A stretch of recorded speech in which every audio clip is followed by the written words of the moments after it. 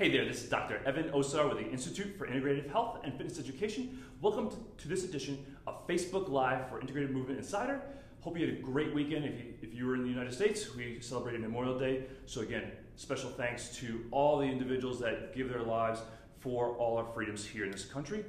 Let's get started with today's Facebook Live post. And this is part 3 of a 3-part series, so if you missed the parts 1 and 2, make sure you check them out after this video because this video will then make sense to you.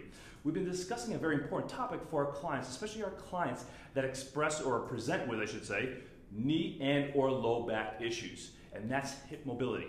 We know that the hip must be stable and mobile to promote health of the knees as well as the low back. Because when our clients lose hip mobility, they'll start to compensate. When they squat, for example, they'll start compensating by going this direction, and that's what bothers their knees. Or when they start to bend forward, they won't get that nice anterior pelvic tilt that we want, or rotation, so they'll start rounding through their low back, and that starts to bother the back over time. So we need that hip mobility. We discussed a very common pattern, one of our go-to patterns for improving hip mobility last week, and that was the split stance hip hinge pattern, which is a progression from the parallel stance hip hinge pattern.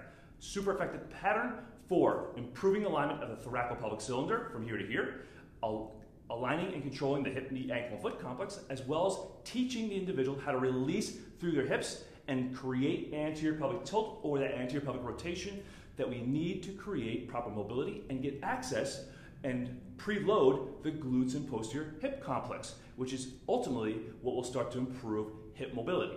Now, today we're going to discuss some of the common things that clients do, individuals do, that decrease hip mobility, and specifically hip mobility drills that decrease hip mobility. So you need an assessment process to help identify when your clients are actually decreasing hip range of motion. So 2 simple assessments we use a very simple straight leg internal rotation test, so the client's lying on the floor and or the table, and we just have them simply internally rotate their leg, or we'll passively internally rotate their hip, or we can take it up to 90 degrees, 90-90 position, and check internal rotation before and after they do their mobility drills. When we do a good job aligning the thoracolpelvic cylinder and creating pure hip mobility, we will see an improvement in our hip rotation.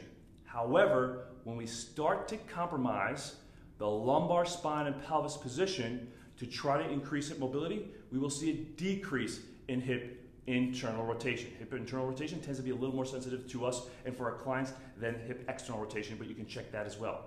And here are common drills that our clients have been taught to do or see on the internet that are decreasing their hip mobility. Here's the first one.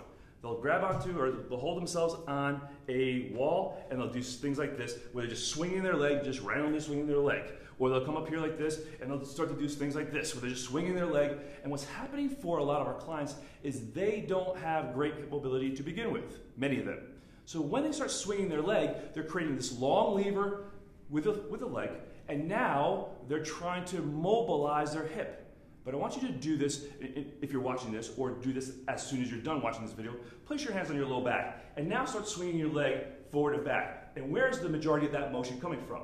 It's actually coming because your pelvis is going into posterior pelvic tilt and then anterior tilt, and your lumbar spine is flexing and then extending, flexing and then extending. And the more you keep driving that long lever action on your low back, the more unstable you're making your low back, the tighter your hip will get, even though the clients will say, oh, I feel so much looser after I do that. Yeah, you feel looser because your low back is looser, not your hip. Your hip has actually gotten tighter, and that's why you need some assessment to assess for that. Otherwise, you feel looser, your client feels looser, but they're not actually looser.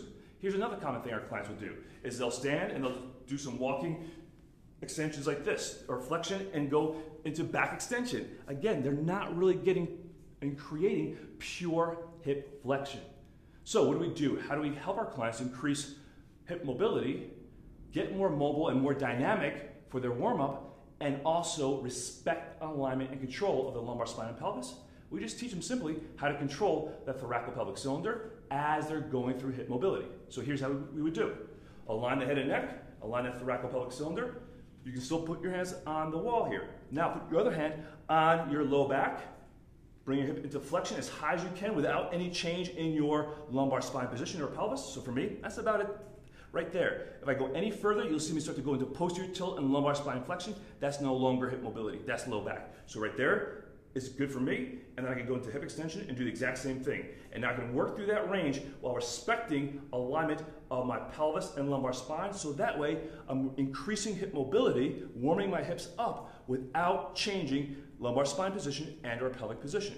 What about the walking position? Same idea. Long spine, thoracolpelvic cylinder aligned, bring the knee into the chest, maintain that lumbar spine position. So my lumbar spine is not moving, and I can do my walking, still maintaining that position of my lumbar spine and pelvis, not changing that alignment, so that way I'm respecting alignment and control of the thoracolpelvic cylinder as I'm working on hip mobility. Now when you recheck your client's range of motion afterwards, it should be at least equal and probably improved because you respected alignment of that thoracolpelvic cylinder, you created pure hip mobility, and that's ultimately your goal, is to stabilize and respect this alignment here and to create pure hip mobility so your client is not compensating through their low back, which will ultimately and commonly decrease hip mobility.